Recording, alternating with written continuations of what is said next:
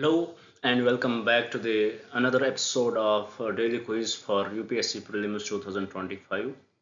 It is 9th July today. So, as I had told you guys that every day we are uploading these videos in which we discuss the current affairs session, which we discuss the questions related to the current affairs session which we had earlier in the daytime, so that it would help you in revising the important concepts behind them.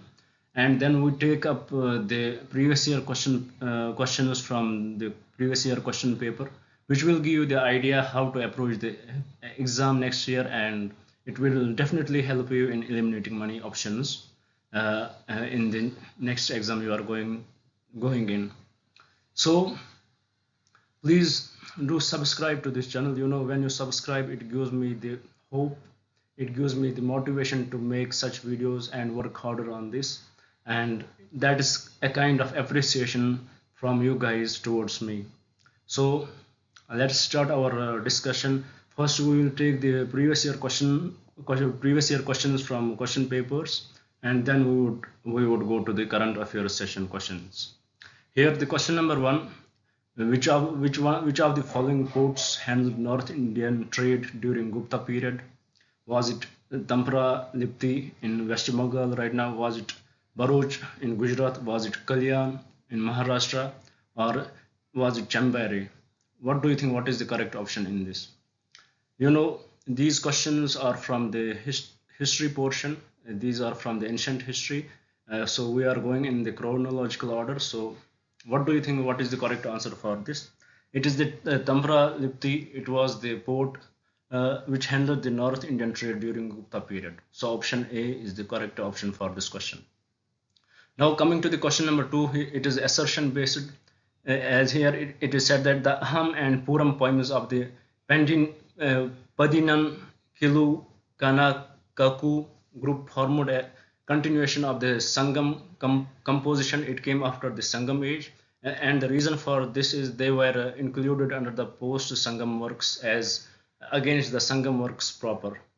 So here both statements are correct, and statement 2 is the reason for this statement 1.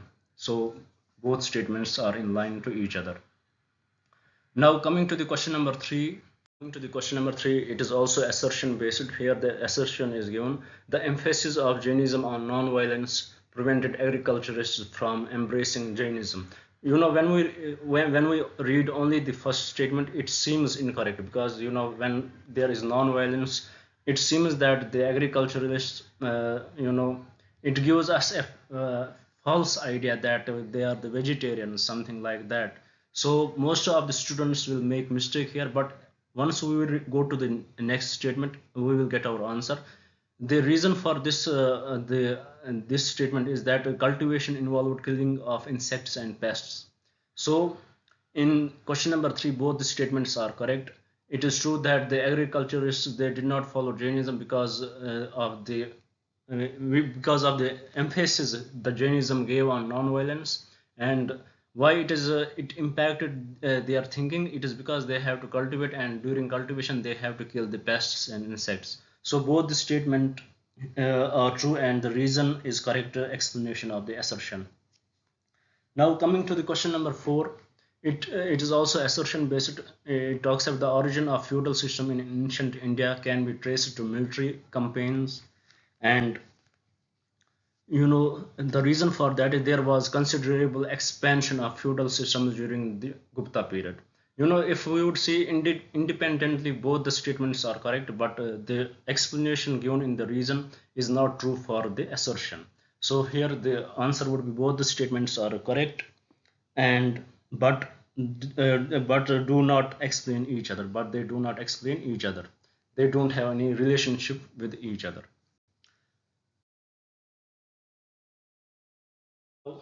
Coming to the question number 5, it is also assertion based. Here the question says Ashoka, he annexed Kalinga to the Mauryan Empire, which is 100% true. The reason for that is Kalinga controlled the land and sea routes to South India. 100% true. Both the statements follow and explain each other.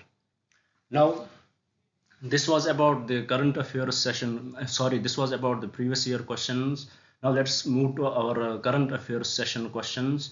I hope you had watched my current affairs video, so it would help you in answering these questions. The first very simple question, we discussed it in our class. The Thandau airport recently seen in news is located in which country? It is located in either in which country it is located in? Is it Malaysia, or Thailand, or Maldives? It is definitely Myanmar because of the ethnic war going on there between the army junta and the ethnic groups, and those rebel ethnic groups, they had captured this Thandwa airport. So the question for question number 6, the right option is part D. Now coming to the question number 7, we discussed this in our class also. Let us see what does it say. Which of the following statements about the production linked incentive scheme for white goods is correct? If you remember, about white goods, we should know one thing, that it is related to the electronic components, but not all the electronic components, only few of them. Let us see what does it say. It aims to promote the manufacturing of electronic components. No, not components. It is not correct. B, it provides 10% incentive on incremental sales of ACs and LED lights. Yes, 100% true. Third, it is limited to MSMEs only. No, it is not. One thing I would try to say you here, that whenever you will find this extreme statement in a question, always mark it incorrect, because usually UPSC has a trend that these extreme questions options are always wrong in UPSC exams. So to question number 7, the correct option is B. It provides 10% incentive on incremental sales of ACs and LED lights. Now coming to the question number 8. Here it talks about HPV, human papilloma virus. The question here speaks, what is the primary target for HPV vaccination according to the WHO and Centers of Disease Control and Prevention? So we discussed about it. We discussed about the vaccination. We discussed about Serum Institute. We discussed about the buzz behind it, why there is a buzz behind it, and let's get the basic idea from here. The question says, who is the primary target for HPV vaccination according to WHO and Center of Disease Control and Prevention? What do you think? What is the right answer here? Is it boys and young men? If you had watched my video, you would definitely mark it incorrect. Is it a woman older than 21 years? Definitely incorrect. Are the girls aged between 9 to 14 years? 100% true. So the option B is the correct option here. Now coming to the question number 9, it talks about the regenerative braking in electric vehicles. The question here says, which of the following statements about regenerative braking in electric vehicles is correct? We discussed about it. Now let us see how much you remember. Part A, it is a mechanism that converts the kinetic energy of the wheels to heat. What do you think? It is incorrect. Then the option B, it is a mechanism that converts the kinetic energy into electric energy. Let's see the third option. It is not effective in heavy electric vehicles like buses and trucks. Extreme statement, so mark it incorrect. The option B is the correct option. It is the mechanism that converts the electric energy into converts kinetic energy into electric energy. So for question number 9, the option B is the correct option. Now coming to the last question of today's discussion, it talks about the South China Sea. We saw the tensions between China and Philippines. They are attacking their vessels. We discussed about that. So in this regard, let us see what this question asks us. The South China Sea is bounded by which of the following countries? We would go from the option D. Is it China, Indonesia, and Vietnam only? Incorrect. Is it China, Taiwan, Philippines, and Mongolia? I had put Mongolia without any relation to it. It is also incorrect. Is it China, Taiwan, Philippines, and Vietnam only? Also extreme statement, incorrect. Then the option A, is it China, Taiwan, Philippines, Indonesia, Malaysia, Vietnam, and Brunei? 100% it is option A. So the correct option to this is option A. South China Sea is bounded by these countries, which are China, Taiwan, Philippines, Indonesia, Malaysia, Vietnam, and Brunei. So to question number 10, the option A is the correct option. So with this, we conclude our daily quiz session here.